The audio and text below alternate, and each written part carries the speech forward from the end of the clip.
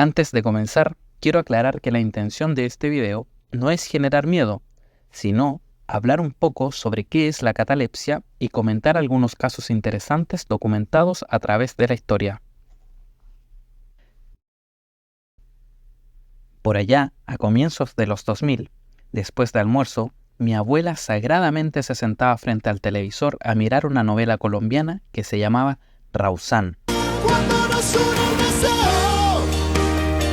de volvernos a amar, sin mirar atrás y vivimos el deseo de volvernos a amar.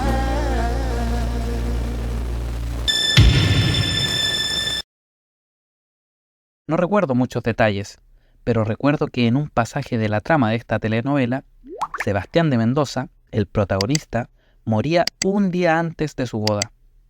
Luego de eso, fue llevado al cementerio donde fue sepultado. Esa misma noche, una pareja, el matrimonio Zorrilla, fueron a desenterrar el cuerpo para venderlo a un médico con el cual tenían un oscuro trato. Los Zorrilla desenterraron el cadáver y no encontraron una mejor idea que llevarlo a su casa y esperar hasta el otro día para realizar la transacción con el médico. Todo iba de acuerdo al plan, hasta que en medio de la noche y ante el estupor de los Zorrilla, el cuerpo del difunto Sebastián de Mendoza comenzó a moverse de a poco hasta que se recuperó completamente y salió caminando de la casa de los ladrones de cadáveres.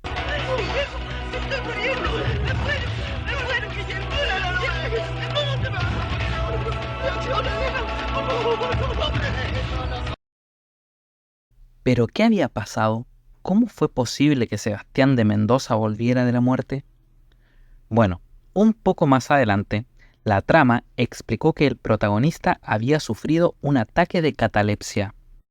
¿Catalepsia? ¿Qué es eso?, me pregunté.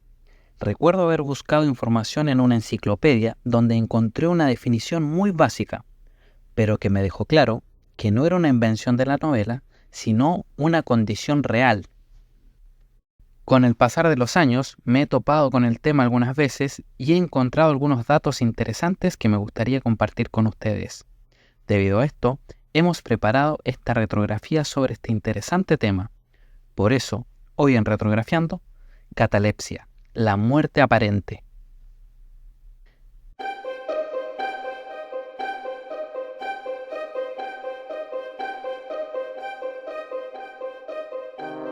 Según Wikipedia, la palabra catalepsia en griego significa sorprender. La catalepsia es un trastorno repentino del sistema nervioso y se caracteriza por la pérdida momentánea de la movilidad y de la sensibilidad del cuerpo. La catalepsia es el estado en el que el cuerpo permanece paralizado, lo que se pone en evidencia con la movilización pasiva de los segmentos de los miembros. La catalepsia se observa en pacientes con cuadros graves y agudos de histeria, esquizofrenia y diversas psicosis. También se percibe la catalepsia, y acá viene la parte que nos interesa, se percibe como un estado biológico en el cual la persona yace inmóvil en aparente muerte y sin signos vitales, cuando en realidad se encuentra viva, en un estado que podría ser consciente o inconsciente, lo que puede a su vez variar en intensidad. En ciertos casos, el individuo se encuentra en un vago estado de conciencia, mientras que en otros pueden ver y oír a la perfección todo lo que sucede a su alrededor. Puede ser producida por el mal de Parkinson, epilepsia, por efectos de la cocaína o la esquizofrenia, entre otros. No es una enfermedad en sí misma, pero sí el resultado de trastornos, síndromes o formas de psicosis. La gravedad radica en que la persona puede ser sepultada estando aún con vida y despertar en cualquier momento. Normalmente puede llegar a durar 3 días, en los cuales la persona en estado de muerte aparente podría ser enterrada y despertar ya dentro del ataúd. Y en este punto es donde la catalepsia se cruza con una fobia llamada tafofobia, que es el miedo irracional y persistente a ser enterrado vivo como consecuencia de haber sido diagnosticado muerto erróneamente.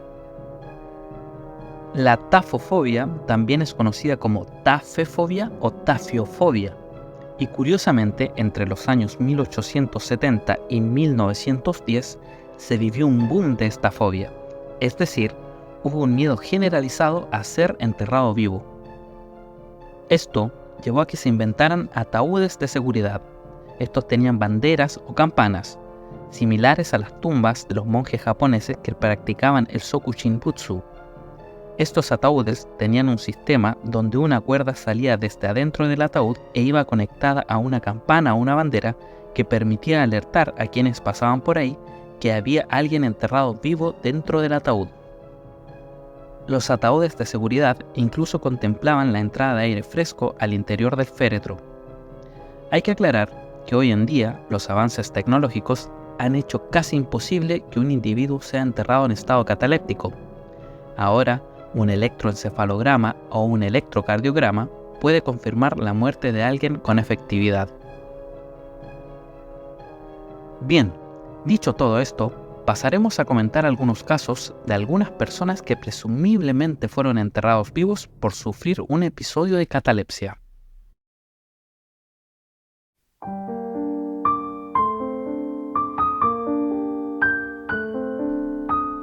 El primer caso del que hablaremos será el de Pedro Arias Dávila, más conocido como Pedrarias. Pedrarias nació en el año 1440 en Segovia, España. Creció en el seno de una familia de la aristocracia, codeándose con la realeza española de la época. De hecho, en Segovia hasta el día de hoy existe una calle en honor a su familia. Durante su juventud también era apodado el Galán y el Justador, ya que sobresalía en el manejo de la lanza en los torneos de justas.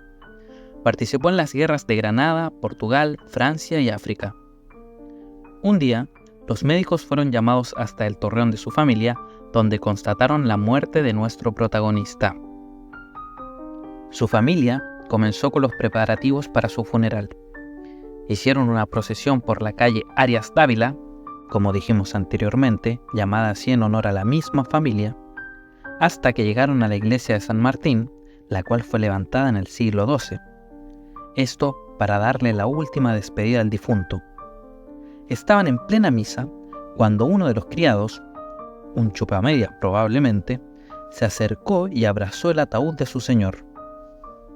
En ese momento, escuchó gritos que venían desde adentro. Los presentes se apresuraron a abrir el féretro y cuán grande sería su sorpresa cuando descubrieron que Pedrarias estaba vivo. Desde aquel entonces, todos los años se conmemoraba este acontecimiento celebrando una misa en la cual el mismo Pedrarias participaba acostado dentro de su ataúd simulando estar muerto. Prácticamente era recrear el hecho. En 1513, ya con 73 años, Pedrarias fue enviado a América. Su misión era apresar al mismísimo Vasco Núñez de Balboa, a quien se acusaba de traición. Pedrarias viajó al frente de 25 navíos, con aproximadamente 2.000 hombres, entre los cuales se encontraban personajes como Pizarro, Almagro, Belalcázar, Hernando de Soto y el cronista Fernández de Oviedo. Entre todo su equipaje, nuestro protagonista llevaba nada más ni nada menos que su ataúd, en el cual, según se cuenta, a veces dormía. En América fue nombrado gobernador y capitán general de Castilla de Oro, que comprendía los territorios de los actuales Nicaragua, Costa Rica, Panamá y parte del norte de Colombia. Pedrarias gobernó con puño de hierro.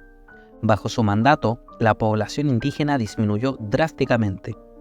Para dar ánimo a sus hombres y también para amedrentar a sus enemigos, solía decir: «Don Pedro Arias no teme a nada, ya murió y a la misma muerte venció». En el año 1531, en la ciudad de León, Nicaragua, y tras 16 años de despótico mandato, Pedro Arias Dávila falleció, y esta vez de forma definitiva. Tenía 91 años de edad, lo cual superaba con creces la expectativa de vida de la época. Siguiente relato.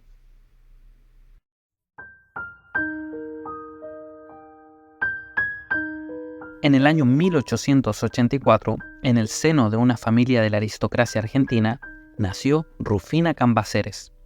Su padre, Eugenio Cambaceres, era un abogado y escritor que durante su juventud había tenido una incursión en la política, pero debió dejarla abruptamente debido a un lío de faldas. Su madre, Luisa Basicci, era una bella cantante lírica de origen austríaco nacida en Italia, que fue fuertemente criticada por la sociedad porteña a raíz de su profesión, que en ese entonces era considerada de mujeres de dudosa reputación.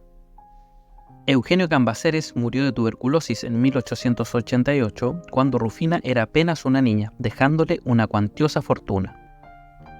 Al llegar a la adolescencia, el mismísimo Hipólito Yrigoyen, un destacado político que llegaría a ser 2 veces presidente de Argentina, en aquel entonces un hombre de 45 años, se convirtió en su pretendiente. La joven Rufina no sabía que el amor de su vida era en realidad el amante de su madre, quien se dice la drogaba para que no supiera de sus encuentros con Yrigoyen. Fruto de esta relación nació Luis, aunque Rufina nunca supo que era hijo de ambos. El 31 de mayo de 1902, la joven cumpliría 19 años. La familia organizó una fiesta en su honor, y al llegar la noche asistirían al Teatro de la Ópera para escuchar a la orquesta sinfónica. Faltaban horas para el comienzo de la función, y Rufina prefirió descansar un poco en su habitación. Como dato extra, les puedo decir que la dirección exacta de su casa era Avenida Montes de Oca, 269 en Barracas, Buenos Aires. Pasó un rato y cuando las empleadas ingresaron a la habitación, encontraron a Rufina sin signos vitales. Según la periodista y escritora argentina Victoria Azurduy, Luisa le habría dado una dosis de somníferos más poderosa de lo habitual. La joven fue examinada por 3 médicos, pero no hallaron la causa de muerte. Otra versión afirma que Rufina murió luego de enterarse por intermedio de una amiga de lo que ocurría entre su madre e Hipólito Yrigoyen. La familia decidió llevarla al cementerio inmediatamente al otro día, sin realizar el correspondiente velatorio. En el libro de registros del cementerio de Recoleta figura el ingreso de Rufina el día 1 de junio. Días después, los guardias del cementerio de la Recoleta notaron que el féretro se había movido un poco del lugar donde lo habían puesto. Al abrir el ataúd, encontraron a Rufina con la cara arañada, una expresión de terror en su rostro y el velo que la cubría estaba rasgado. Se presume que fue enterrada viva en estado de catalepsia. La joven despertó dentro del ataúd y en su intento por escapar golpeó fuertemente la tapa, provocando que se moviera un poco el cajón, pero murió al no poder salir. A pesar de todo, su familia tiene una versión diferente de los hechos. Ellos afirman que el desorden en la bóveda Cambaceres se trató de un robo debido a que Rufina fue enterrada con todas sus joyas y que Yrigoyen jamás fue su pretendiente. Solo los unía una relación padre e hija. Hay otra versión de esta historia que dice que Rufina logró salir del féretro, caminó hasta la entrada del cementerio donde falleció de un ataque al corazón. A pesar de lo inverosímil que pueda parecer, esta versión tiene algunos puntos que la sustentan. Por ejemplo, en aquellos años, el reglamento del cementerio decía que las personas que habían fallecido por muerte súbita no debían ser sepultadas inmediatamente, sino que los féretros se guardaban por un tiempo prudente y sin sellar en el depósito del cementerio. Esto porque existía la posibilidad de que el difunto no estuviera muerto, sino que justamente se encontrara en un estado catatónico. Otro punto interesante es que hasta hace no muchos años el depósito del cementerio de Recoleta estaba al lado de la entrada del cementerio, por lo que si Rufina despertó, pudo haber abierto el ataúd sin dificultad, ya que estos no se sellaban, y fácilmente pudo llegar a la entrada del camposanto, ya que se encontraba al lado. La sepultura de Rufina es parada obligada en los recorridos nocturnos que se dan en el cementerio de la Recoleta. Se ha creado todo un mito alrededor de ella. Hay muchos que dicen haberla visto vestida de blanco caminando entre las tumbas. En una de las esquinas del cementerio se puede ver la estatua de mármol blanco de Rufina. Cualquiera puede visitarla. La muestra de pie, con la mano en el picaporte del panteón, saliendo al fin libre.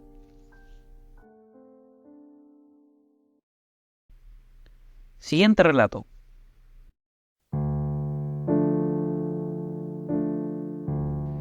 En el año 1918 finalizó la Primera Guerra Mundial, y en ese mismo año, en Francia, nació Angelo Hayes. Un día, en 1937, con 19 años, Angelo paseaba en su motocicleta cuando sufrió un grave accidente.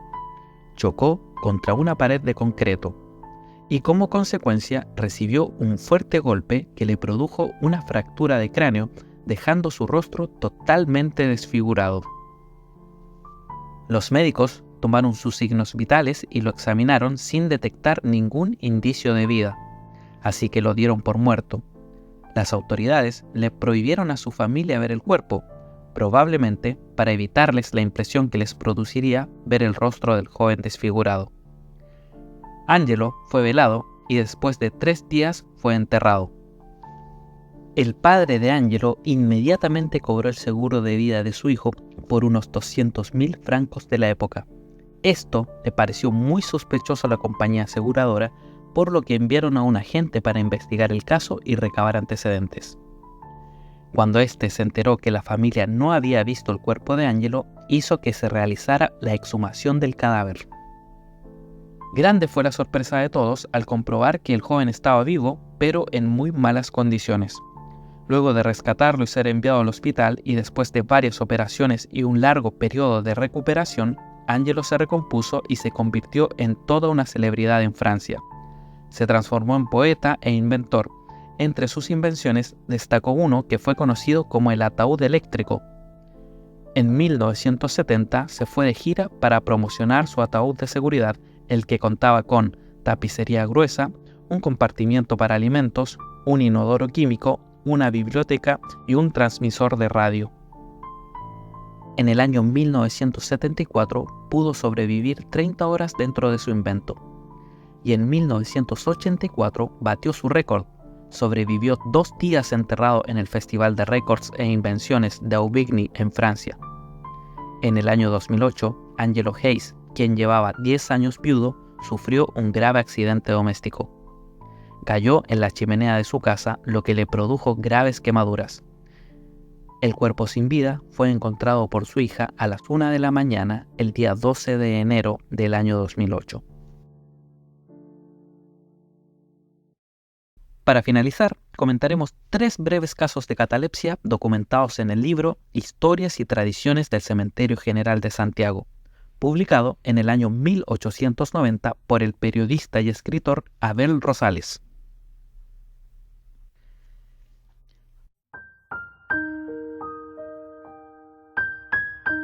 Rosario Suaza Goitía era una mujer perteneciente a la aristocracia chilena. Ella estaba casada con don Mariano Egaña, quien era un destacado político chileno de la época. De hecho, él fue uno de los principales redactores de la Constitución chilena del año 1833. Mariano y Rosario tenían un matrimonio feliz. Juntos tuvieron una hija a la que llamaron Margarita. Sin embargo, su historia llegaría a su fin antes de lo que esperaban. Una noche de 1832, Rosario comenzó a sentirse mal y al día siguiente fue encontrada sin vida. Esto devastó a su familia, quienes inmediatamente comenzaron a hacer los preparativos para su funeral. La hermana de Rosario, Carmen, ató las manos de la difunta con un pañuelo en forma de cruz, tal como se hacía en ese tiempo. La vida siguió sin Rosario y al poco tiempo Carmen se casó con Egaña, es decir, se casó con el viudo de su hermana. Tras una vida con él, Carmen murió y su familia decidió enterrarla junto a Rosario, su hermana. Cuando abrieron la tumba de Rosario con el propósito de acomodar sus restos para hacer espacio para el cuerpo de Carmen, quedaron horrorizados al descubrir que las manos de Rosario se encontraban desatadas. El cuerpo estaba en una posición diferente a la que tenía cuando la enterraron, tenía fracturas en los dedos de las manos y había marcas de rasguños en la madera del ataúd. Jamás se supo con certeza la causa de muerte de Rosario. Algunos la atribuyen a que fue declarada muerta erróneamente debido a un ataque de catalepsia, pero también corrió el rumor de que Carmen la había envenenado para quedarse con Mariano Egaña. Como sea, el caso de Rosario Soaza Goitía pasó a transformarse en una leyenda popular. Siguiente caso.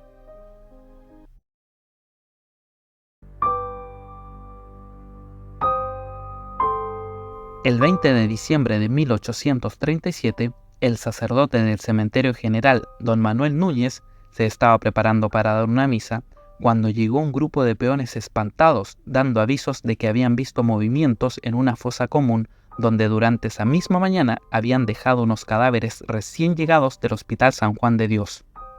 Dado el aviso, corrieron todos a la fosa para ver lo que sucedía. Al llegar, efectivamente detectaron movimiento. Algunos peones desenterraron los cuerpos y encontraron uno con vida. Se trataba de un joven al que sacaron de la fosa, le dieron todos los auxilios posibles e incluso le dieron de beber un caldo para que le ayudase a recuperarse. Pero a pesar de todos estos esfuerzos, pasados unos minutos, el joven murió, y esta vez de manera definitiva. Fue así como los peones los sepultaron nuevamente con los demás cuerpos con los que había sido enterrado anteriormente. El último caso que comentaremos se remonta más o menos a la misma época del caso anterior.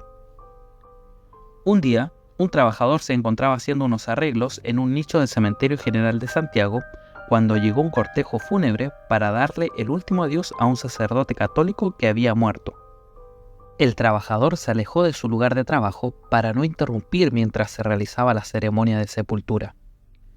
Horas más tarde, con la ceremonia ya finalizada, el trabajador volvió a sus labores, cuando sintió fuertes golpes que venían del ataúd del sacerdote. El hombre, aterrado, corrió a dar aviso de lo sucedido a los empleados del cementerio, quienes se apresuraron a ver qué pasaba. Al llegar al nicho, inmediatamente comprobaron que lo que les había dicho el trabajador era cierto. Se apresuraron a sacar la tapa del ataúd, comprobando que el sacerdote estaba vivo. Inmediatamente lo sacaron y le administraron los auxilios necesarios. Al cabo de poco tiempo, el sacerdote se recuperó completamente y continuó ofreciendo misas con igual o incluso mejor voz que antes de la traumática experiencia. Llevó una vida normal de sacerdote hasta que varios años después murió, pero esta vez para no volver.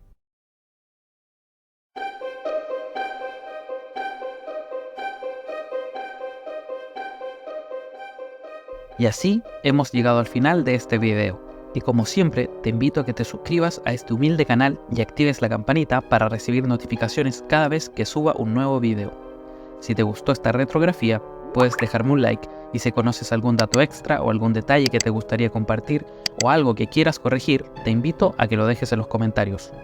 Por mi parte, es todo por hoy, me despido, hasta la próxima.